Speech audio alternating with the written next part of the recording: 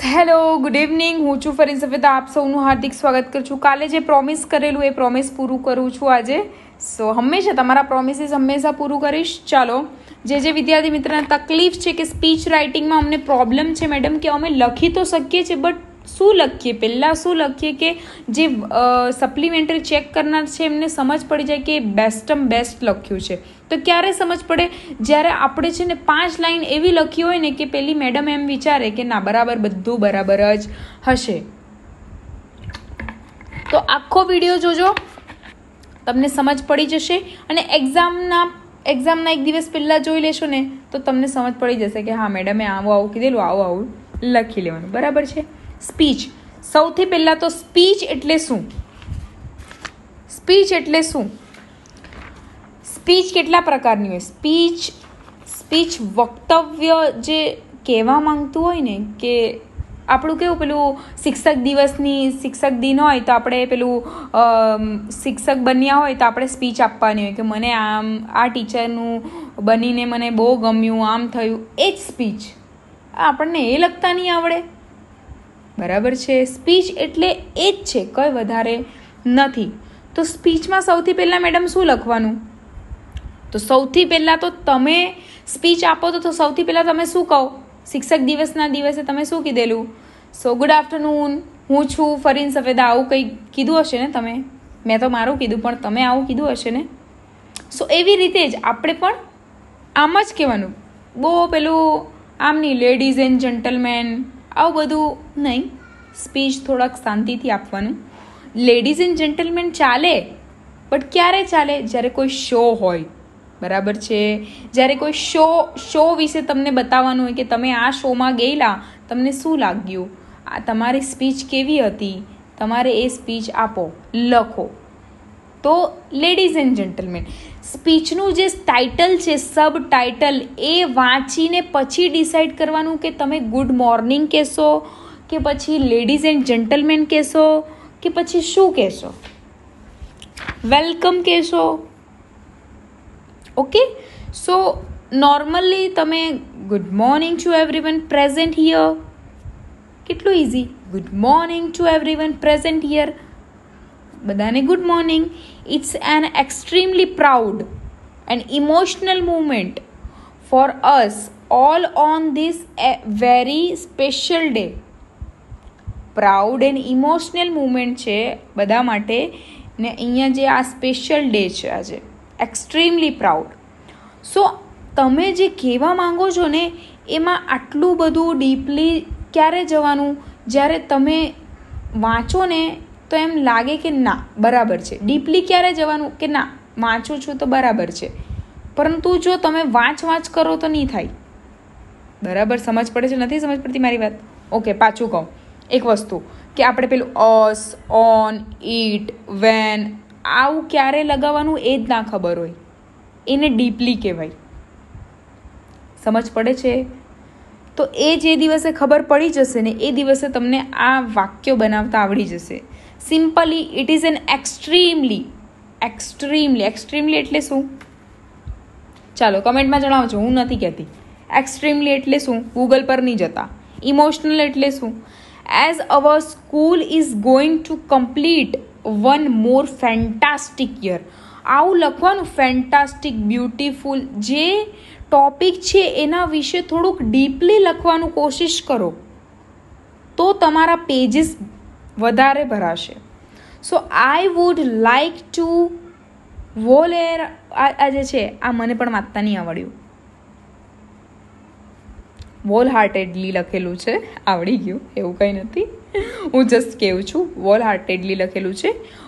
Hall હાર્ટેડલી invite you all to our hall, એટલે hall તો સમજ પડે ને. Schools annual functions. We have always heard the saying from our elders, school life is the best. આવું normally પણ લખાય. પેલું આપણે પેલું આમ લખવા જઈએ કે આમ ફલાણું ઢેકાણું, ના, નોર્મલ તમારા વક્તવ્ય લખો. And today I can relate it. આવું બધું લખો, જે તમે રિલેટ કરો છો એ લખો. Now I fully understand why the friends we make at school are said to be nothing less than family. આ એન્યુઅલ ફંક્શનમાં એક છોકરો એની સ્પીચ આપે છે. કેટલું ઇઝી એણે બતાવ્યું છે. અને હજી કહી દઉં કેટલા પ્રકારની સ્પીચ હોય? ચાર પાંચ પ્રકારની સ્પીચ હોય. Political speech, presidential speech, joint stock કંપનીના એન્યુઅલ ફંક્શન્સની સ્પીચ હોય, એન્યુઅલ મિટિંગ્સની હોય કે જોબની મિટિંગ્સની હોય, સ્પીચ ફોર ઓપનિંગ સેરેમનીઝની સ્પીચ હોય, ફેમિલી ફંક્શન્સમાં જે મેરેજમાં હમણાં જે સ્પીચીસ ચાલે છે એ સ્પીચ હોય, આવું હોય. ઓકે, સ્પીચમાં સૌથી પહેલાં તો તમારે શું યાદ રાખવાનું? A speech must always be natural. Speech હંમેશા નેચરલ હોવી જોઈએ.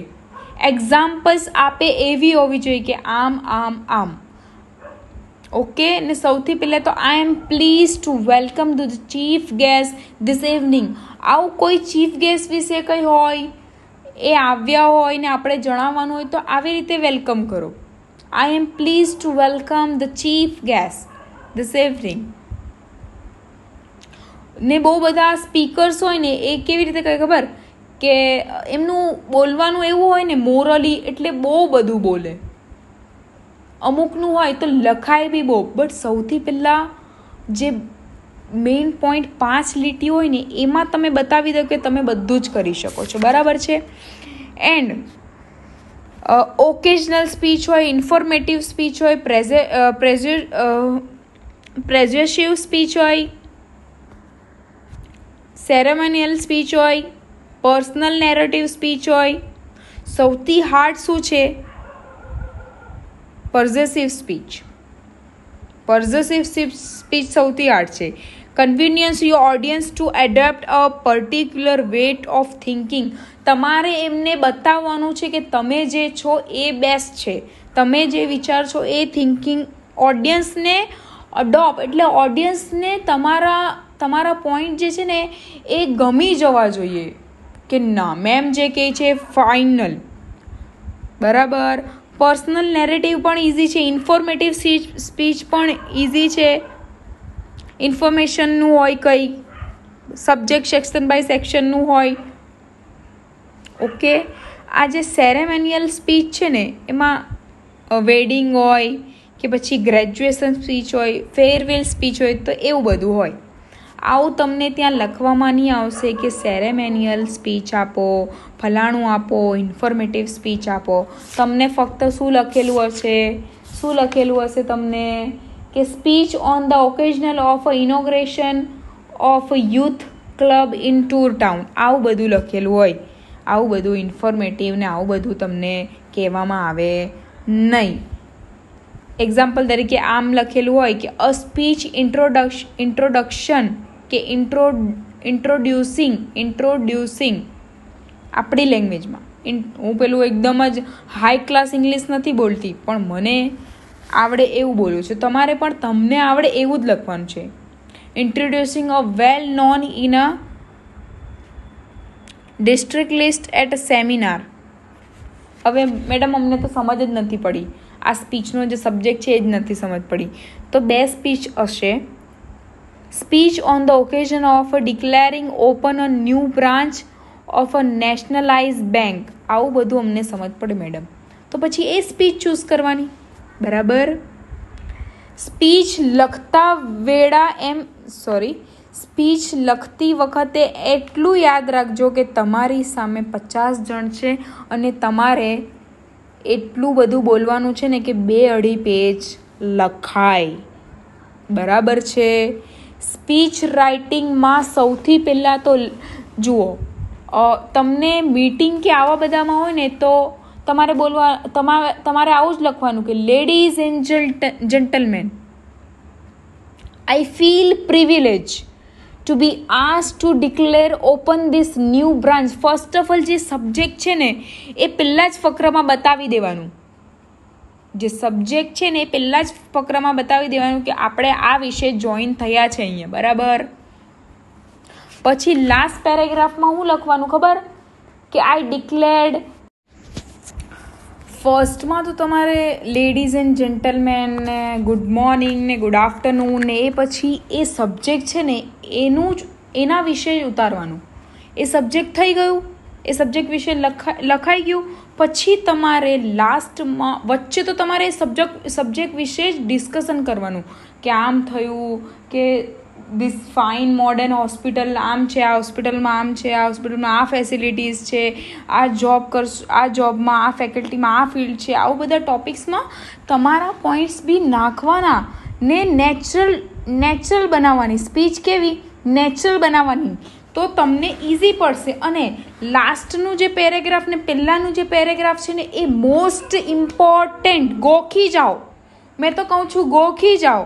સો લાસ્ટમાં વન્સ અગેન આ લખવાનું નહીં ભૂલવાનું. Once again I am deeply grateful to all whose names I have mentioned and who have rendered any kind of service directly or indirectly to make the entire functions a success. એટલે તમે speech ક્યારે બોલાય? બહુ બધા લોકો હોય તો તમારું બધાનું થેન્ક યુ કહું છું.